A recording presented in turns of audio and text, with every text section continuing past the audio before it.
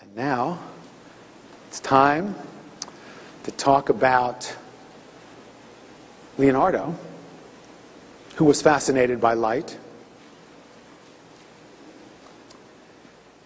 In the early 90s, I was invited to speak for the Young Presidents Organization in Washington, D.C. This is a group of company presidents. They're all under age 50. They run big companies. And I was speaking to them about creativity and innovation. But I knew that they were holding one of their premier events in Florence, which is my favorite city. And I really wanted to get invited. So I imagined a scenario. I imagined that the chair of the Florence Education Committee might approach me after I finished my talk and might ask me something along the lines of, if we were to invite you to Florence, what would you do? And I figured he'd probably say something like, it better be something really special because everybody wants to go to Florence. Well, you ever have anything happen like that where you picture a scenario and it happens exactly as you imagined it? I finished my talk in D.C. on creativity and innovation. A gentleman approaches me, says, I'm the education chair for Florence. If we were to invite you to Florence, what would you do? It would have to be something really special because everybody wants to go to Florence. Well, I looked him right in the eye and I said, how about how to think like Leonardo da Vinci? And he said, can you really do that? And I said, sure. This is what we call the chutzpah principle of intelligence. I had 6 months to make it up. But this was perfect because it was a chance to immerse myself in my childhood hero. So I went to the place where Leonardo was born. And I went to the place where he died. And I literally walked his footsteps and aimed to look at the world from his point of view. I traveled to the great museums in the world where I could witness his works, and I contemplated them. I read his notebooks over and over again. I read the scholarly works about him. I started dreaming about him, and from those dreams, 7 principles emerged. But the truth is, I tried to find an 8th principle and couldn't be done. I tried to consolidate down to 6. There are 7 principles for thinking like Leonardo da Vinci, irreducible and complete. Scholars criticize Leonardo because in his journals, he would sometimes go from one subject to another, from the refraction of light to the flight of a bird to the flow of water. And then on the same page, he would write down a funny story that he heard. He'd even put a shopping list, definitions of vocabulary words. And the scholars said, this guy's so disorganized. How come there's no table of contents? Where's the index? Because what you're looking at is a mind that's completely free, that can move from one subject to another and make connections that no one had ever made before. Now, where are you physically located when you get your best ideas? Where are you actually physically located? How many people in the shower or the bath? How about driving in your car? Out in nature? 4 o'clock in the morning when you wake up? Well, these are the most common answers to people all over the world. They don't get them in the office. What's happening at 4 o'clock in the morning or driving your car in the shower that tends not to happen when you're doing what you call work? You're thinking like Leonardo da Vinci. You're relaxed. Your mind is free. You're out of the box. What is the box? It's linear thinking.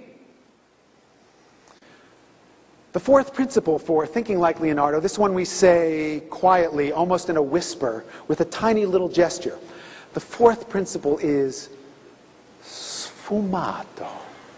It means, the technical translation is going up in smoke.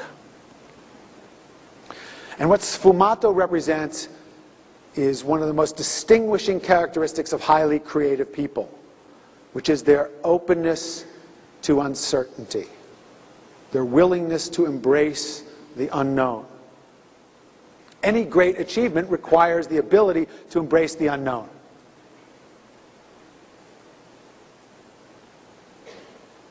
And to maintain perspective. A Mona Lisa smile. How does it make you feel when you smile like Mona Lisa? Well, I was working with a group of gifted children ages 8 to 11. And I showed them the picture of the Mona Lisa and I said, what is she smiling about?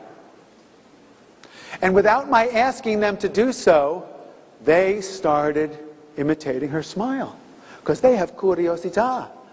Dimostrazione, they want to figure it out for themselves through their own experience. Sensazione, they want to feel it with their actual senses. And sfumato, they're not afraid of the unknown. So one of the kids says, she's got a secret. And another kid says, yeah, she knows that everything has an opposite. And then the kids start saying opposites, like day and night, good and bad, boys and girls, life and death.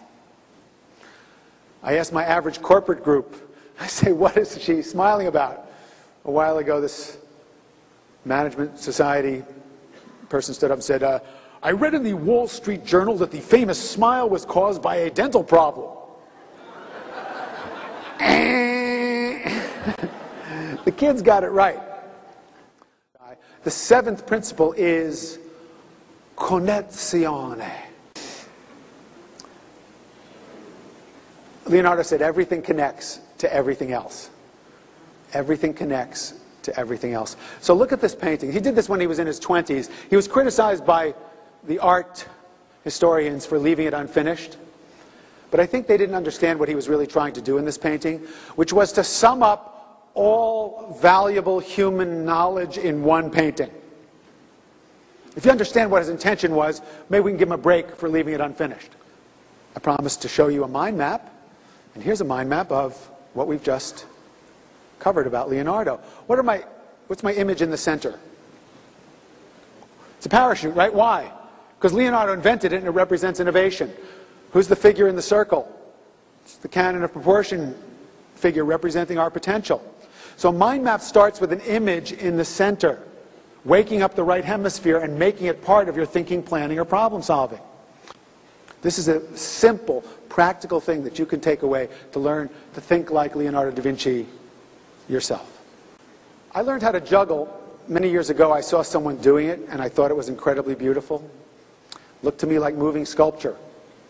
So I went up to this great juggler, and I asked him to teach me. But it turned out he was not as good a teacher as he was a juggler, because you know what he told me? He said, take these 3 balls, throw them up, don't let any of them drop. You ever get an instruction like that in the course of your career? Well, I tried really hard, and the balls were dropping over and over again. I would have given up, but I really wanted to learn. And then I had an enlightenment experience. I realized that if I could discover curiosità, be more like a child, more playful, it would be much easier. Dimostrazione was clear. I had to figure it out for myself. Sensazione. I started to feel the rhythm, enjoy the color. Sfumato. I realized that learning anything was a journey into the unknown. Arte, scienza, and corporalità were all about balance, and that's when I had the enlightenment, connessione. Everything connects to everything else. If you meditate on this pattern, what is it? Infinity. It represents your infinite potential. The art critic Bernard Berenson said of Leonardo da Vinci that everything he touched turned to eternal beauty. My wish for you is you'll take these principles and bring a touch of that beauty to your life every single day. Grazie mille. God bless you. Thank you. Thank you. Thank you very much. Thank you. Grazie mille. Thank you.